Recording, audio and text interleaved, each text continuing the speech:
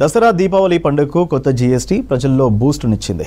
దేశవ్యాప్తంగా electronics, home appliances, auto sales భారీగా జరుగుతున్నాయి. కార్ల విషయంలో మిడిల్ క్లాస్ ఫ్యామిలీలే ఎక్కువగా కొనుగోలు చేసే మారుతి సుజుకి కార్ల అమ్మకం అమాంతం పెరిగిపోయాయి.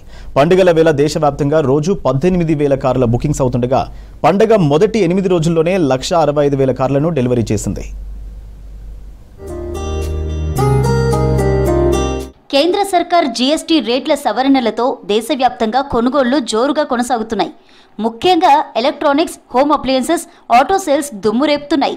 ఆయా కంపెనీలు కూడా కొన్ని త్రైమాసికాలుగా డల్ అయిన తమ వ్యాపారాలను రివైవ్ చేసుకునేందుకు వీలుగా ప్రభుత్వం అందించిన జీఎస్టీ రిలీఫ్తో అమ్మకాలు పెంచుకున్నాయి. ప్రముఖ కార్ల తయారీ సంస్థ మారుతి సుజుకి పండుగల టైంలో రోజు 18,000 కార్ల బుకింగ్స్ చేస్తోంది.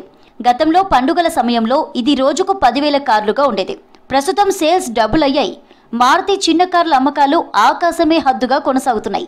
దేశంలోని మెట్రో నగరాల్లో కొత్త కార్ల అమ్మకాలు 35 నుంచి 40% పెరిగినట్లు కంపెనీ చెప్పింది. పైగా కంపెనీ అమ్మకాలను పెంచేందుకు వీలుగా చిన్న కార్లకు ఫైనాన్సింగ్ స్కీమ్స్ ప్రవేశపెట్టి నెలకు 2,000 ఈఎంఐతోనే కార్లు కొనుక్కునేందుకు వెసులుబాటు అందుబాటులోకి తెచ్చింది. కొత్త జీఎస్టీ, పండుగ ఆఫర్లతో భారీగా అమ్మకాలను పెంచుకుంది మారుతి సుజుకి.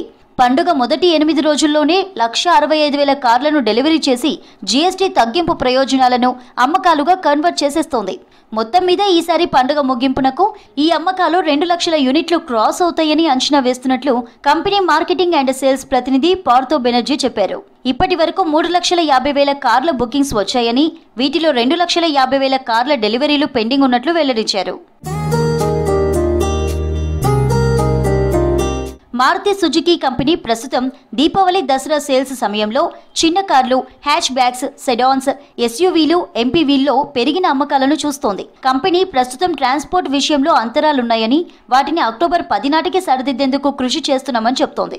నవరాత్రి మొదటి రోజున ఫ్యాక్టరీల నుంచి పంపిన కార్ల కంటైనర్లు ఇప్పటికీ రవాణాలోనే ఉన్నాయని, అక్టోబర్ 10 నాటికి అవి డెలివరీల కోసం డీలర్ల వద్దకు చేరుకుంటాయని కంపెనీ చెప్తోంది. మొత్తానికి 2025లో ఆటో కంపెనీలు గడిచిన దశాబ్ద కాలంలో ఎన్నడూ చూడని భారీ అమ్మకాలతో దూసుకుపోతున్నాయి.